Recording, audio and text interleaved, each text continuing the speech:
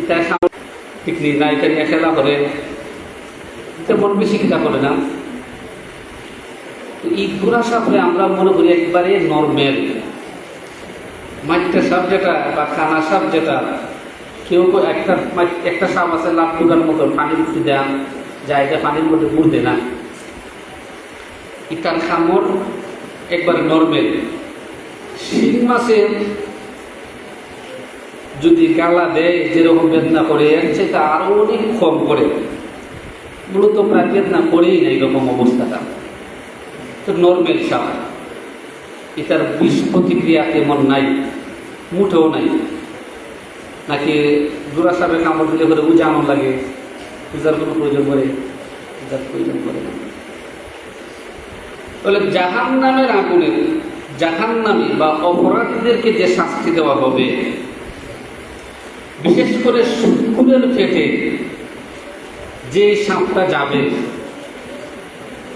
বিষাক্ত ধরনের সাপ তো আছেও, এর মধ্য থেকে একবারে নর্মাল পর্যায়ের যে সাপটা, ওই সাপটা যেমন আমাদের পৃথিবীতে দুনিয়াতে যে নর্মাল সাপ, যেমন পুরা সাপ বলেন, মাটি সাপ বলেন, মুই সাপ বলেন, লাভডুগা সাপই বলেন, যে কোনো সাপ মাছ মারাতে গেলে পানিতে খেয়েও দিলে পরে, ফেনার কচুরি ফেনার মধ্যে খেয়েও দিলে পরে একটা সাপ পাইল না, এই সাপই বলেন। ওটা তো খামড় দেয় না, এটা রাগ নাই।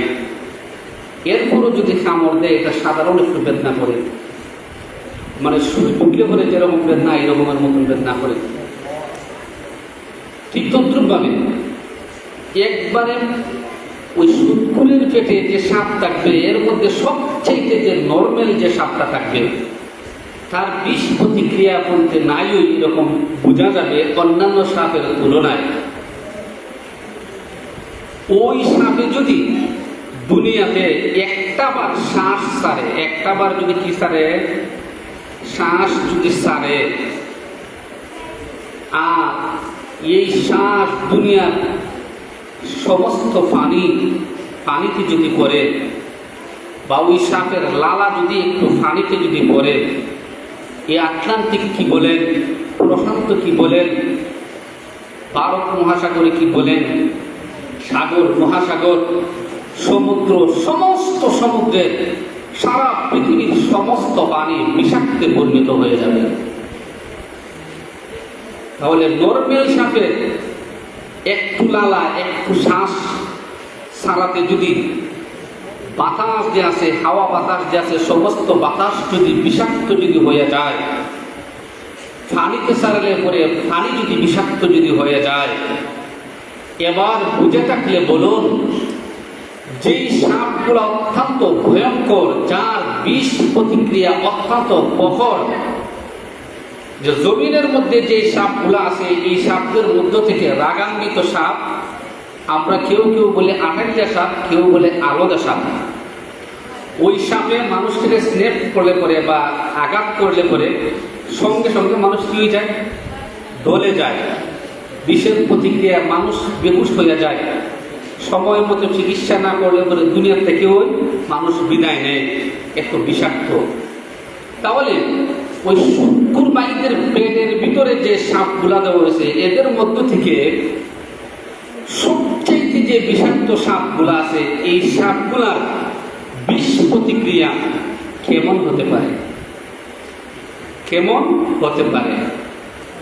আমি সুদখোর ভাইদেরকে বলবো না যে তোমরা সুদ খাইও না, কারণ এই বিষাক্ত সাপের খামড় যদি সহ্য যদি করা যায়, সে না খাইতে থাকে। আমার কি খাইছে, এটা বলছে স্যার, প্রচন্ড প্রকারের বিষাক্ত সাপের খামড় যদি সে সহ্য করতে পারে, অথবা নর্মাল সাপের খামড় যদি সে সহ্য যদি করতে পারে, তাহলে না খায় সুদ, অসুবিধা কি, কোনো সমস্যা আছে?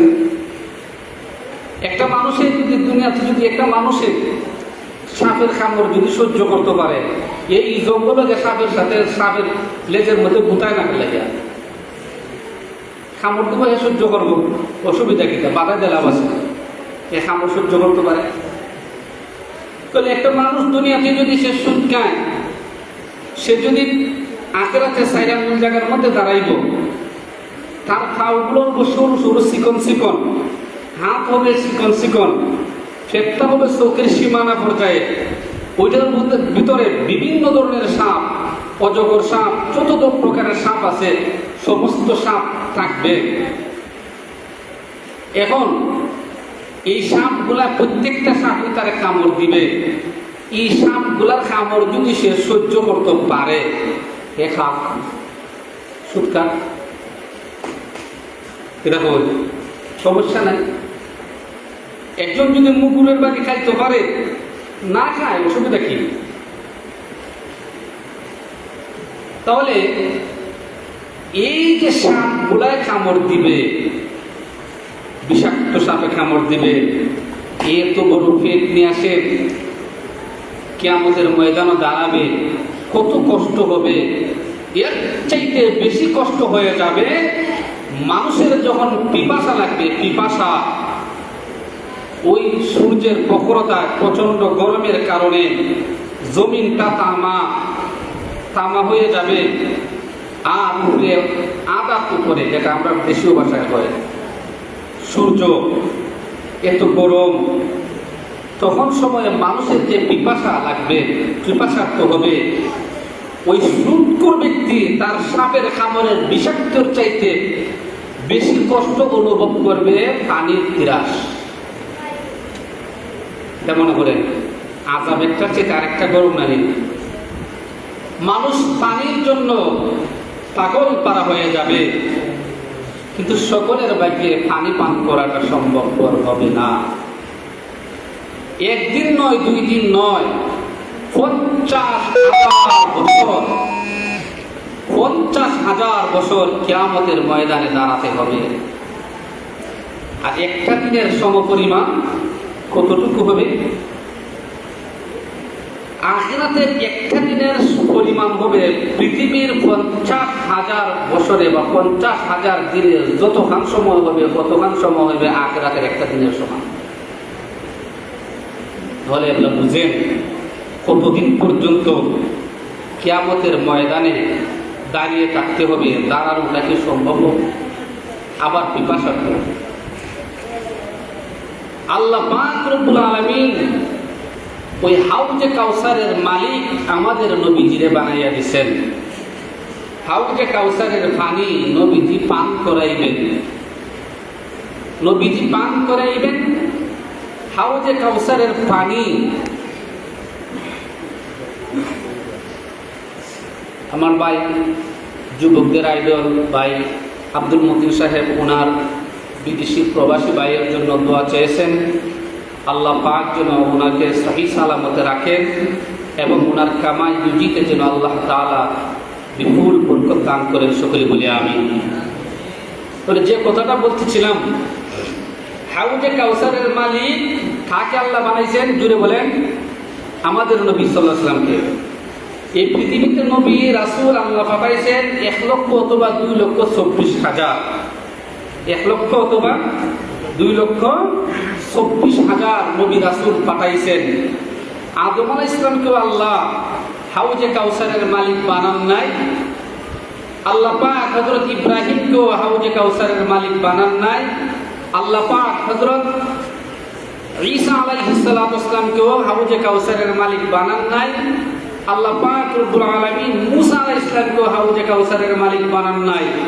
দাউদ আলাইহিস সালামকেও আল্লাহ বানান নাই। ইউসুফ নবীকেও আল্লাহ হাউজে কাউসারের মালিক বানান নাই। শীষ আলাইহিস সালামকেও আল্লাহ হাউজে কাউসারের মালিক বানান নাই। একে একে প্রত্যেক নবীকে আল্লাহ প্রায় 2,24,000 নবী, এদেরকে কাউকে আল্লাহ হাউজে কাউসারের মালিক আল্লাহ বানান নাই। আল্লাহ বানাইলেন আখিরি নবী সাইয়্যিদুল মুরসালিন শাফিউল মুযনিবিন হযরত মুহাম্মদুর রাসূলুল্লাহ সাল্লাল্লাহু আলাইহি ওয়াসাল্লামকে। আর তারই আমরা উম্মত। তারা কি অন্যান্য নবীরা বা অন্যান্য নবী রাসূলরা কি হাউজে কাউসারের মালিক হওয়ার যোগ্যতা রাখেন না? অবশ্যই তো রাখেন, কারণ তারাও তো আল্লাহর পক্ষ থেকে প্রেরিত নবী এবং রাসূল ছিলেন। কিন্তু আল্লাহ পাক হযরত মুহাম্মদুর রাসূলুল্লাহকে কিয়ামতের ময়দানে সমস্ত নবীদের মধ্যে শ্রেষ্ঠত্বতা দেওয়ার জন্য আল্লাহ পাকে নবীজিকে হাউজে কাউসার দান করেছেন। এই হাউজে কাউসারের মালিক আল্লাহ বানাইছেন, কারণ নবীজি হলেন আল্লাহ তাআলার কাছে অত্যন্ত মাহবুব, অত্যন্ত প্রিয়। সমস্ত নবীদের চাইতে আল্লাহ পাক মুহাম্মদুর রাসূলুল্লাহকে বেশি মহব্বত করেন, বেশি মহব্বত করেন।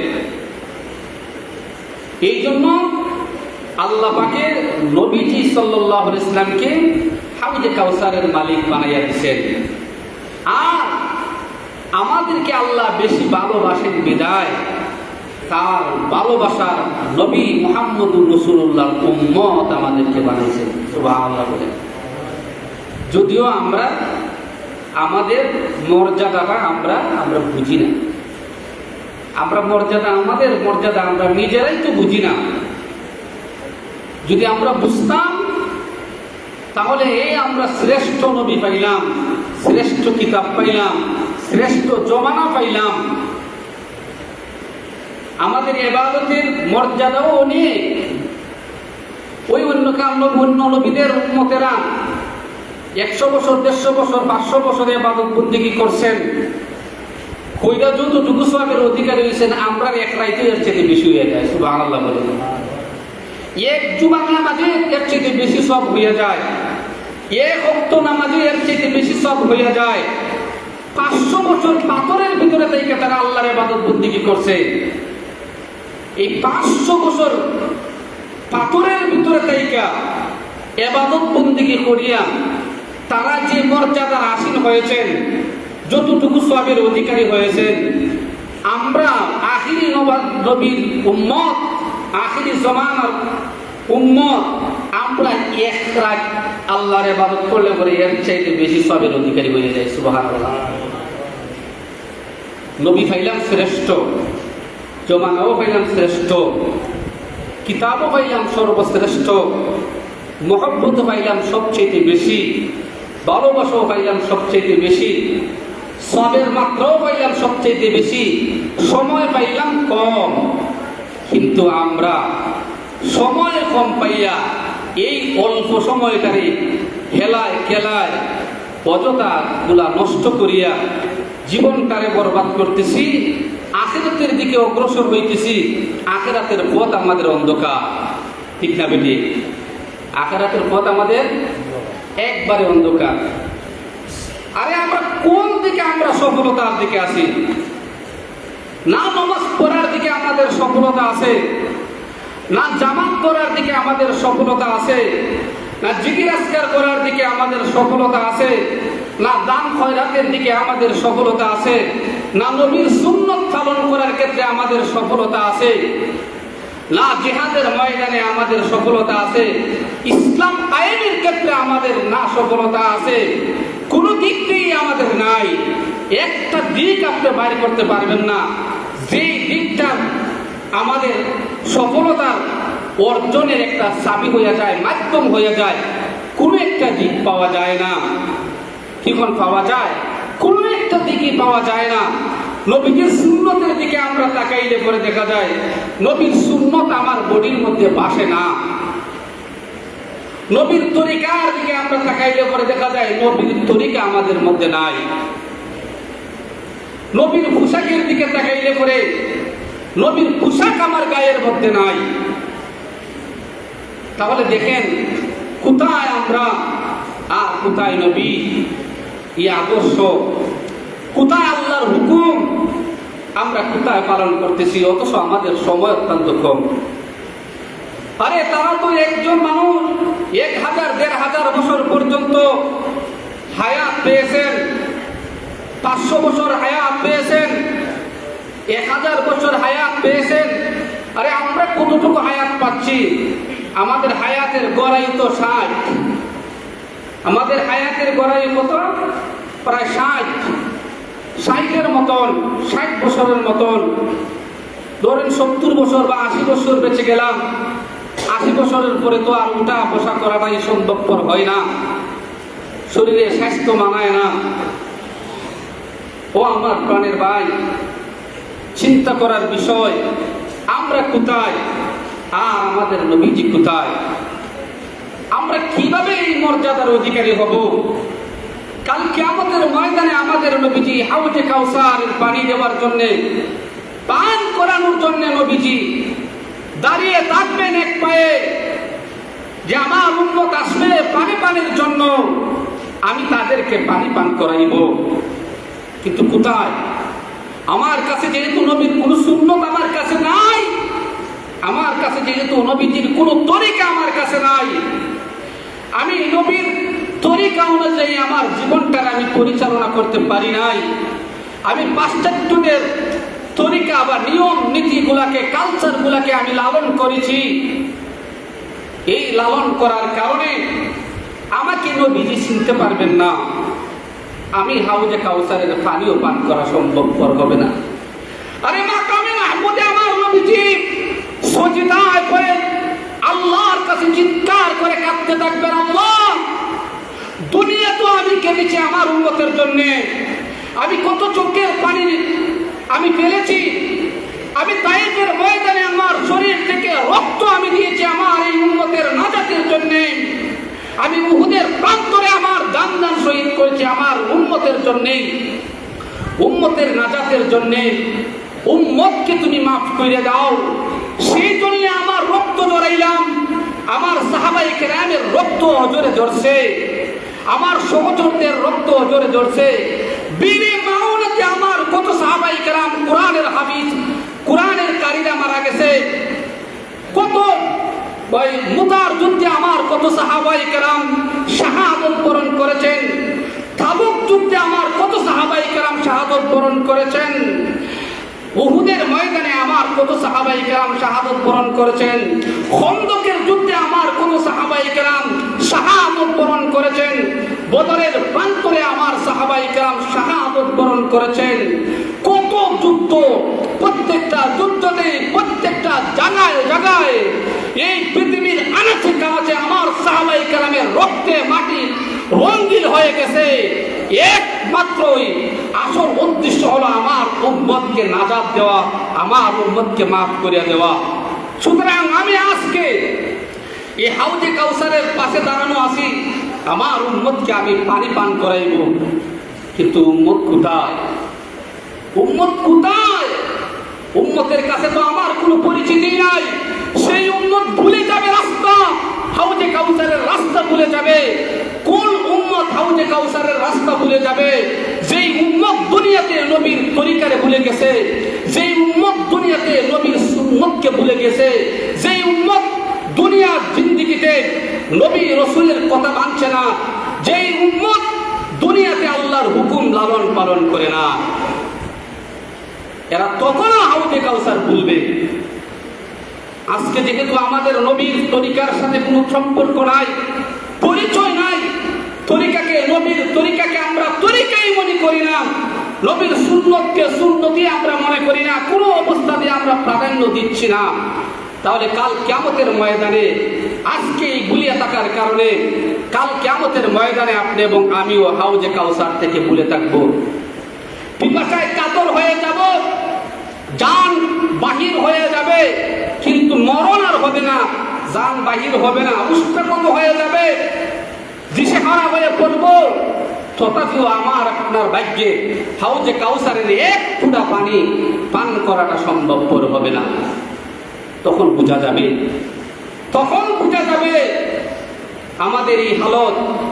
সেই সময় স্মরণ করে করে আমরা কাঁদবো, কাঁদতে থাকবো, কিন্তু সেই কাদায় আর কোনো ধরনের কাজ হবে না, কোনো কাজ হবে না। আমাদেরকে মানুষের মুমূর্ষু অবস্থায় নেয় তওবা করানোর জন্য। কোন সময়টা নেয় ওই যে মানুষটা তওবা করানোর নেয়, এই মানুষটা কয় আমি আর বাঁচবো না রে, আর বাঁচবো না, দুনিয়ায় বাঁচার আর তার আশা ভরসা নাই। ডাক্তার ফেল করছে, ডাক্তার বিদায় দিয়ে দিছে, কবিরাজে বিদায় দিয়ে দিছে, বিদায় দিয়ে দিয়েছে যে না আমরা এখানের মধ্যে আর তার চিকিৎসা হবে না, তার মনে যা চায় তা খাওয়াই লাও, বেশি দিন টিকবে না। পরিবারেরও অতিষ্ঠিত হয়ে গেছে, নৈরাশ হয়ে গেছে, আর বাঁচবে না, এখন আর ডাক্তারের দ্বারা আর যাওয়ার যায়ও না। ওই সময় আমাদেরকে নেয়, যেই সময় ওই মানুষটারে ওই বিছনা থেকে দুইজনের তুললে বসানি লাগে, দুইজনে দইরা রাখা লাগে, ওই সময়টাকে নেওয়ার পরে তওবা করানো হয়। ওই সময় সে বিনা নির্দ্বিধায় স্বীকার করে, যদি আমি আর কোনোদিন নবীর সুন্নত আমি ছাড়বো না, আমি কোনোদিন হারাম খাইব না, আমি কোনোদিন সুদ খাইব না, ঘুষ খাইব না, মানুষকে আমি কষ্ট দিব না, অন্যায়ভাবে কার উপর আক্রমণ আমি করব না, বাইরের সম্পদ আমি লুণ্ঠন করব না, বইয়ের অধিকার আমি নষ্ট করব না, সামাজিক অধিকার আমি নষ্ট করব না, খর্ব করব না। এবার বলেন, এই মানুষটা যে পর্যায়ে আছে, তার হাতে যদি আপনার অস্ত্র দিয়ে দেওয়া যায়, যাও সাইন ওখানে গিয়ে মুখরে তুমি এগুলা পিস্তল দিয়ে গুলি করো, পারতো? পারবো নি? এই বয়স আর রয়েছে নি, সময় আর রয়েছে নি? নাই নাই, কারণ এই সময় তারা কোনো ধরনের ক্ষমতাই নাই। গুনাহ করার তো তার আর কেন ক্ষমতা নাই না? গুনাহ করার কেন আর ক্ষমতা আছে? গুনাহ করার তার কেন এই সময় ক্ষমতাই নাই। একটা মানুষ থেকে সে যে আঘাত করবে, আর সে কি আঘাত করবে, এখন তো তার দুইজন তিনজন মানুষের উঠায় বিছনার থেকে উঠায় বসানি ওই লাগে, তাহলে ওই মানুষটা আরেকটা ফলোয়ারের উপরে আক্রমণ করবে কিভাবে? কিভাবে আক্রমণ করবে? ভাই যান, ওই সময় আমরা স্বীকার করে নিই সব কিছুই, যে আমি আর জীবনে কোনোদিন নমাজ ছাড়বো না। এখন সে নিজে স্বেচ্ছায় অজুই করতে পারে না, নমাজ করবো কি? যে বয়সে যে হালত থেকে উপনীত হয়েছে, সে ইচ্ছা করে অজুই করতে পারে না, তাহলে এখন নমাজটা কিতা পড়তো? সে তাইয়্যুমও এখন করতে পারে না, সে রুকুও করতে পারতো না, সুজুদও করতে পারে না, এই হালতে উপনীত হয়ে গেছে। তাহলে এই সময়টা আমাদের, এই সময় আসার আগে আমরা চিনতে হবে নবীকে, আমরা চিনতে হবে নবীর সাহাবায়ে কেরামকে, আমরা চিনতে হবে, আমাদের গায়ে জড়াইয়ে নিতে হবে নবীর সুন্নাত, আমাদের পোশাক পরিচ্ছদ সবকিছু নবীর তরিকায় আমাদের হওয়া দরকার। তখন সময় গিয়ে যদি আমি বলি কাজ হবে না, এখন যদি এই জিনিসটা না করি, যখন আমার ক্ষমতা আছে সেই সময় যদি এই কাজটা আমার কাজটা যদি আমি না করি, তাহলে পরবর্তীতে করার কথা বললেও কোনো কাজে আসবে না, আসা সম্ভব নয়। হাউজে কাউসার থেকে বঞ্চিত হব, হাউজে কাউসারের পানি পান করাটা সম্ভবপর হবে না। যদিও কোনো ক্ষেত্রে হাউজে কাউসারের পরিচয় আপনি এবং আমি পেয়ে যাই, সন্তান যদিও আপনি যদি পেয়ে যাই, অথবা আমার আর্ত চিৎকারের খবর যদি আমার নবীজির কানে যদি পৌঁছিয়া যায়, নবীজি ওই উম্মতের কান্দার কারণে, চিৎকারের ধ্বনি নবী সাল্লাল্লাহু আলাইহি ওয়াসাল্লামের পবিত্র কর্ণকুহর মুবারকে পৌঁছার সাথে সাথে নবীজিও পাগল হয়ে যাবে। আমার উম্মত পানির জন্য পাগল হয়ে গেছে, নবীজি ছুটে আসবেন পানি পান করানোর জন্য, অগ্রসর হইবে। নবী তার চিৎকারের জবাব দিবেন, ওরে আমার উম্মত, আমি আসতেছি, আমার আল্লাহ হাউজে কাউসারের মালিক বানাইছে। এই কঠিন হাসরের ময়দানে পিপাসায় তোর আর কষ্ট করতে হবে না, আমি নবীজি হাজির হইয়া যাচ্ছি। এই কথা শুনিয়া উম্মত দৌড় দিবেন নবীর দিকে। দুনিয়াতে যেই রকম ভাবে বাচ্চার চিৎকার শুনিয়া মা বাবা টিকে থাকতে পারে না, সন্তানকে কুলে নেওয়ার জন্য, সন্তানের কাছে যাওয়ার জন্য মা বাবা পাগল পারা হইয়া যায়, আর মা বাবা সন্তানদের সান্ত্বনা দেয়, সান্ত্বনা পাইয়া সন্তানও যেভাবে মা বাবার দিকে দৌড়িয়া যায়, আর মা বাবা সন্তানের দিকে দৌড়িয়ে আসে, ঠিক তদ্রূপভাবে কাল কিয়ামতের ময়দানে নবী মুহাম্মদ রাসূলুল্লাহ সাল্লাল্লাহু আলাইহি ওয়াসাল্লাম উম্মতের চিৎকার শুনিয়া যখন মা বাবার মতন দৌড়ে আসা শুরু করবেন, ওই উম্মত যখন দৌড় দিয়া যাওয়া শুরু করবে, এমনই আল্লাহর কুদরতি ভাবে একটা পর্দা পড়িয়া যাবে, কুদরতি ভাবে একটা পর্দা পড়িয়া যাবে। তার কারণ কি? ওই কুদরতি পর্দা পড়ার সাথে সাথে নবীজি তার এই উম্মতকে দেখতে দেখতে পাবে না, আর এই উম্মত নবীজিকে দেখতে পাবে না। নবীজি আল্লাহর দরবারে আরজ করবে, গো আল্লাহ, ওই যে আমি চিৎকার শুনেছি, এটা আমার উম্মত, ও নবী, ও পরওয়ারদিগার, আমার উম্মতের জন্য তো তুমি আমারে পাঠাইছিলে। ও আল্লাহ, আমার এই উম্মতকে সাহায্য করার জন্যই তো তোমার কাছে আমি উহুদের ময়দানে আমার দান্দাত মুবারক আমানত রেখেছিলাম। আমি তায়েফের ময়দানে শরীর থেকে অসংখ্য অগণিত রক্তের বন্যা তোমার কাছে জমা রেখেছিলাম। আমার সাহাবায়ে কেরামরা কাতরে জীবন দিছে, হাজার হাজার সাহাবায়ে কেরাম রক্ত তোমার কাছে জমা দিয়েছে। ওগো পরওয়ারদিগার, আজকের ওই দিনে আমার উম্মতকে সাহায্য করার জন্য ওগো রব্বুল আলামিন, আমি যে এখন আমার এই উম্মতকে আমি দেখতে পাই নাই। আমার উম্মত কোথায়, আমার উম্মত কোথায়? উম্মত ডাকতে বলবে, ও দয়ার নবী, ও মায়ার নবী গো, আমি যে আপনাকে দেখতে পাচ্ছি না, আপনি কোথায়, আপনি কোথায়? আপনার কুলে না গেলে আমি শান্তি পাবো না। ওইদিকে নবীজি আল্লাহর কাছে আবদার করতে থাকবেন।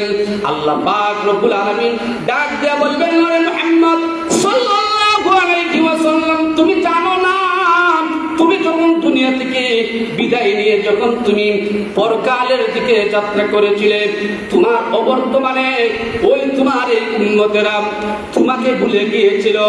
না তোমার সুন্নতের পরোয়া করত, না তোমার পোশাকের পরোয়া করত, না আমার হুকুমের পরোয়া করত। সে পাশ্চাত্যদের কালচারে গ্রহণ করে নিয়েছে, পশ্চিমাদের আদর্শ তার বুকে লালন করেছে। তার মাথার দিকে তাকাইলে পরে দেখা যায় পশ্চিমাদের আদর্শ, তার মুখের দিকে তাকাইলে দেখা যায় পশ্চিমাদের আদর্শ, তার গায়ের দিকে তাকাইলে দেখা যায় পশ্চিমাদের তার আদর্শ। তোমার আদর্শ এই দুনিয়াতে থাকা অবস্থায় তার মধ্যে কোনো কিছুই ছিল না। এই জন্য যদিও সে তোমার উম্মত, এই উম্মত যেহেতু হওয়া সত্ত্বেও তোমার কান পর্যন্ত তার আওয়াজ পৌঁছেছে, তবুও ওই ব্যক্তি আজকে হাউজে কাউসার থেকে বঞ্চিত। কারণ হাউজে কাউসার, এই হাউজে কাউসারের পানি ওরাই পান করবে যারা দুনিয়াতে তোমার সুন্নতকে বাস্তবায়িত করেছিল, যারা তোমার তরিকার অনুযায়ী জীবনটারে পরিচালনা করেছিল, যাদের অঙ্গ প্রত্যঙ্গকে সারাটা বডি থেকে তোমার সুন্নত দ্বারা সাজাইয়াছিল, আমার হুকুমটারে পালন করেছিল, আমার হুকুমরে বাস্তবায়িত করার জন্য, সুন্নতরে বাস্তবায়িত করার জন্য সারাটা জীবন দুনিয়াতে সংগ্রাম করে গিয়েছে। এরাই মূলত আজকে হাউজে কাউসারের পানি পান করিয়া তাদের কলিজারে ঠান্ডা করতে পারবে। আল্লাহর নবীর কাছে যখন এই কথাটা বলা হবে, এর নয় নবীজি ডাকতে বলবেন, সুলতান সুলতান লিমান গায়্যারা বাদি, যা যা, তোর চিৎকার শুনে আমি এসেছিলাম। না রে না, তুই আমার দ্বার থেকে যা। দুনিয়াতে চলাকালীন সময়ে তুই যেভাবে আমার সুন্নতকে ডিলিট করে দিছে, আমার তরিকার থেকে তুই দূরে সরে রয়েছে, ইসলাম থেকে দূরে সরে রয়েছে। যদিও তুই মুসলমানের ঘরের মুসলমান ছিলে, যদিও তোর বাপ দাদা মুসলমান ছিল, কিন্তু তুই অন্তরে লালন করেছিলে অন্য কিছু। সুতরাং যা, যাদের সুন্নাত, যাদের তরিকা, যাদের কালচার তুই গ্রহণ করেছিলে, এদের কাছে যা, আমার দ্বারা থাকিস না। সুলতান সুলতান, যা, ওইখান থেকে যা। হাউজে কাউসারের পানি তুই পান করতে পারবি না, হাউজে কাউসারের পানি থেকে বঞ্চিত হয়ে যাবে। আমার প্রাণের ভাইয়েরা, দেখেন কি অবস্থা, খেলা দেখোস দেখ। কিন্তু এমন পর্যায়ে মানুষের মুখ দ্বারা কিভাবে উচ্চারণ হয়, ও মুখ নাকি তার বাবা হয়ে যায়। আরে বাবা পর্যন্ত পরিবর্তন করে নেয়। কেমন আশিক হইছে, কেমন আশিক হইছে, আশিক হইয়া বাবা পর্যন্ত অস্বীকার করে আরেকজনকে বাবা করিয়া নেয়।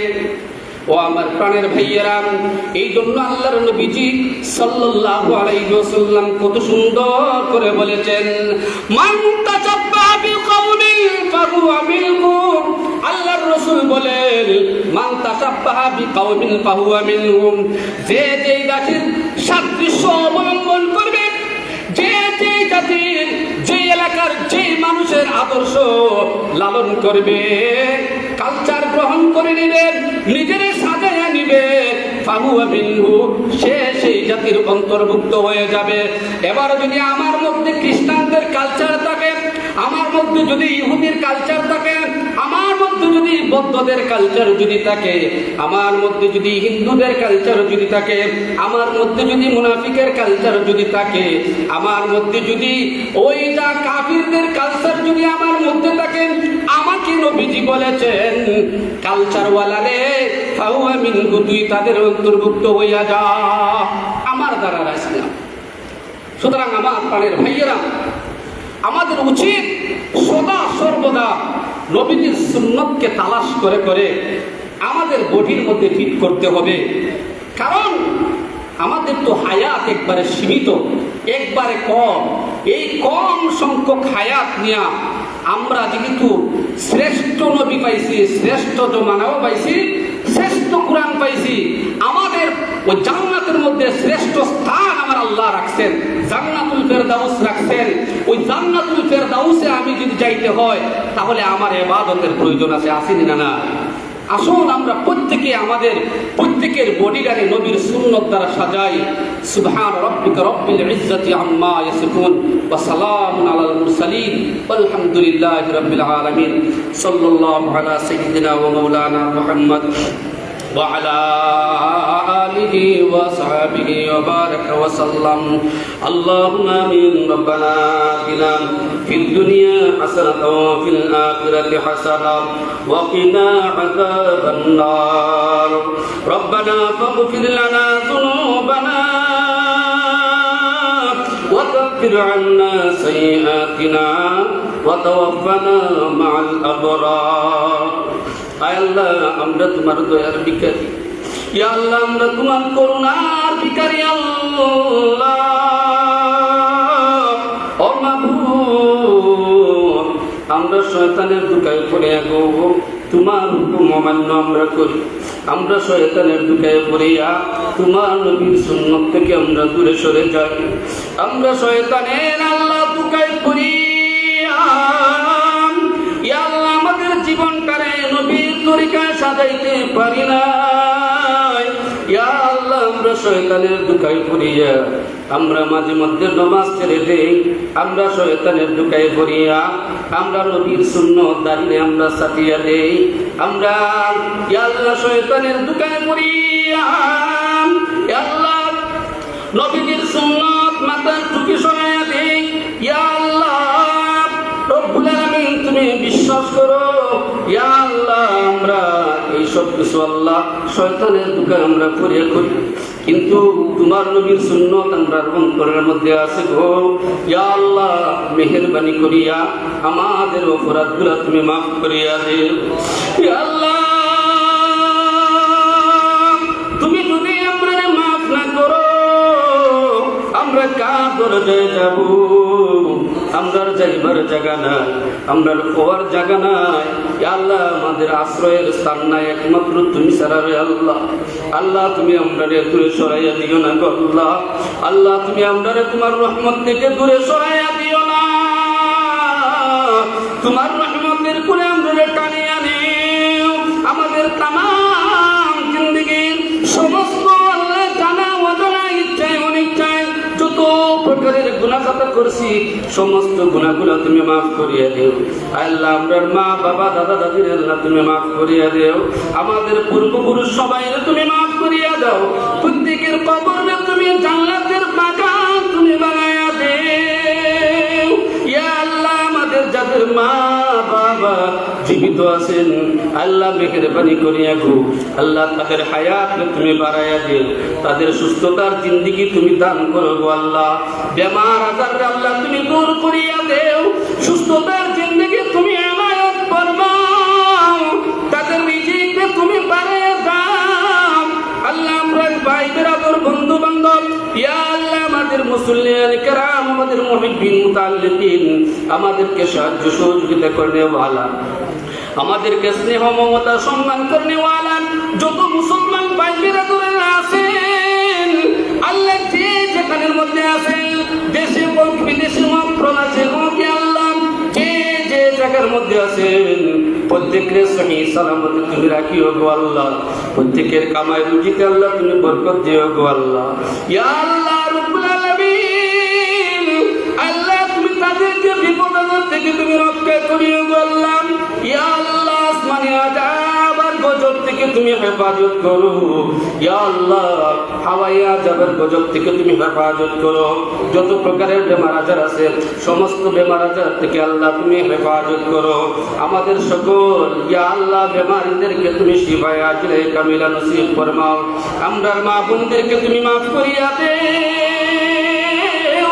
আয় আল্লাহ মা বোনদেরকে ইসলাম আর তুমি তৌফিক এনায়েত ফরমাও। তোমার ইবাদত বندگی করে তুমি তৌফিক দান ফরমাও। তোমার হুকুম নবীর তরিকা অনুযায়ী আল্লাহ পালন করার তুমি তৌফিক দিও গো আল্লাহ। আয় আল্লাহ এই উপস্থিতির জনতার মধ্য থেকে আল্লাহ যারা হজ করেছেন উমরা করেছেন আল্লাহ তুমি তাদেরকে বারবার হজ আর উমরা করার তুমি তৌফিক দিও। আর আমরা যারা এখন পর্যন্ত উমরা করতে পারি নাই আল্লাহ তুমি ব্যবস্থা করিয়া দেও। ইয়া আল্লাহ আমরা গরিব, আমরা অসহায় রে আল্লাহ। এই গ্রামের মানুষ হে আল্লাহ আমার মতনই অসহায় ও আমার মতনই আল্লাহ গরিব রে আল্লাহ। আল্লাহ তুমি দয়া করিয়া সবাইকে তুমি সচ্ছলতা দান ফরমাও। সকলের কামাই রুজিতে তুমি বরকত দান করো। রিজিকের মধ্যে তুমি বরকত দাও। খেত কামারে তুমি বরকত দাও। ব্যবসা বাণিজ্যের মধ্যে তুমি বরকত দাও। রুজি রোজগারের মধ্যে তুমি বরকত এনায়েত ফরমাও। ইয়া আল্লাহ হালতের উপর রহম আর করম তুমি ফরমাও। যত প্রকারের হামলা মামলা মুকদ্দমা আছে আল্লাহ, জেল জুলুম নির্যাতন নিপীড়ন সব থেকে আল্লাহ আমার এই গ্রামের সবাই বেরাদরদেরকে আমাদের সকল আত্মীয় স্বজন সবাইদেরকে আল্লাহ তুমি হেফাজত করো গো। আয় আল্লাহ যেদিন আমরা মরণ দাও আল্লাহ কালিমার সাথে তুমি আমরারে মরণ দিও। মৌতেরই টানে